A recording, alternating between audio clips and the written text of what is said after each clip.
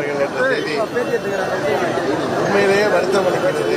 சட்டம் ஒழுங்கு சந்தித்துக் கொண்டிருக்கிறது. காவல்துறை செயல்பட விடாமல் ஆளுங்கட்சியினரின் அராஜகத்தால் காவல்துறை கை கட்டப்பட்டிருக்கிறது. இன்றைக்கு 20 வயதுக்கு உட்பட்ட இளைஞர்கள் இந்த கஞ்சா போன்ற போதைப் பொருட்கள் பழக்கத்தால் அவர்கள் வேலைவாய்ப்பின்றி கூலிப்படையாக மாறி இந்த பல கொலைகளில் பார்த்தீங்கன்னா கைதாகிறாங்க. 20 வயதுக்கு உட்பட்ட இளைஞர்களாக இருக்கிறார்கள். இந்த ஆட்சி மக்களை ஏமாற்றுகின்றவர்களாக விவசாயிகள், அரசு ஊழியர்கள், ஆசிரியர்கள், மாணவர்கள், இளைஞர்கள், நெசவாளர்கள், மாற்றுத்திறனாளிகள் அனைத்து தரப்பினரையும் ஏமாற்றுகின்ற ஆட்சியாக இருக்கிறது.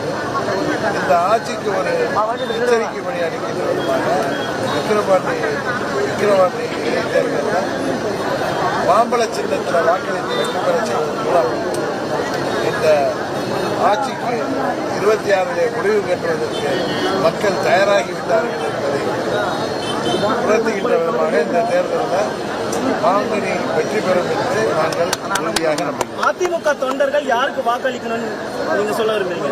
அம்மாவுடைய தொண்டர்கள் எங்கே இருந்தாலும் தீய சக்தியாகிய திமுகவை வீழ்த்துவதற்கு அம்மா அவர்களுக்கு 98 பாராளுமன்ற தேர்தல் போது 96 வீழ்ச்சிக்கு பிறகு தேர்தல் தொடங்கிய பிறகு 98 அம்மா அவர்கள் மாபெரும் வெற்றி பெறுவதற்கு 30 தொகுதிகளில் நமது கூட்டணி வெற்றி பெறுவதற்கு அன்றைக்கு அம்மா அவர்களின் கருத்தை வலுப்படுத்துவதற்கு உதவிகரமாக இருந்தவர்கள் பாட்டாளி நிறுவன தலைவர் ஐயா ராமதாஸ் அவர்கள்.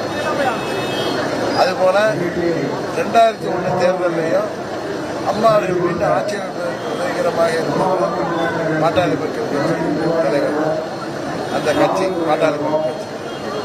அதுபோல 2009 மத்தியிலே அமைச்சராக இருந்த அன்புமணி அவர்கள், டாக்டர் அன்புமணி ராமதாஸ் அவர்கள் அதையெல்லாம் பதவியெல்லாம் ராஜினாமா செய்துவிட்டு அம்மா அவர்களுடன் கூட்டணி வைத்தார்கள்.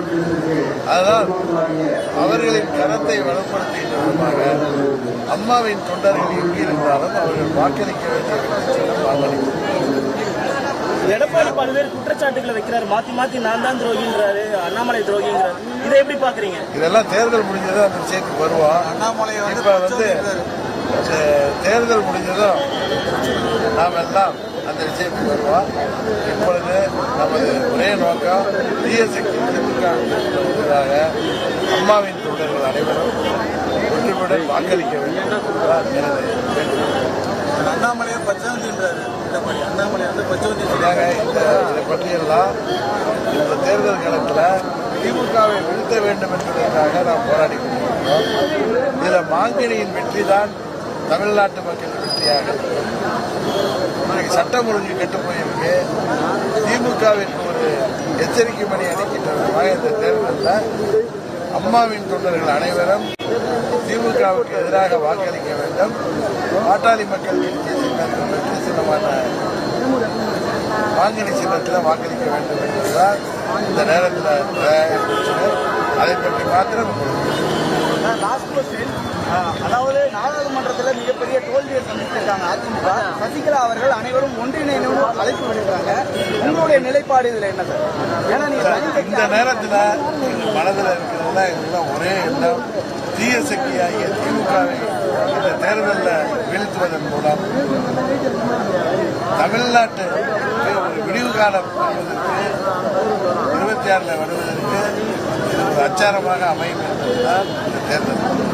இதில் தீய சக்தி திமுகவை வீழ்த்துவதற்கு அம்மாவின் தொண்டர்கள் அனைவரும் அவர்கள் எங்கிருந்தாலும் ஐயா ராமதாஸ் அவர்களை வெற்றி சின்னமாகிய மாங்கனி சின்னத்தில் வாக்களித்து வெற்றி வேட்பாளர் ஸ்ரீ அன்புமணி அவர்களை வெற்றி பெற செய்வதன் மூலம் இந்த சட்டம் ஒழுங்கு சந்தித்திருக்கின்ற எந்தவித மக்களுக்கு திட்டங்களை வழங்காத இந்த ஆட்சிக்கு ஒரு எச்சரிக்கை பணியாக இந்த தேர்தல் இருக்க வேண்டும் என்பதுதான் இந்த நேரத்தில் நமது எல்லோருடைய எண்ணமாக இருக்கிறது.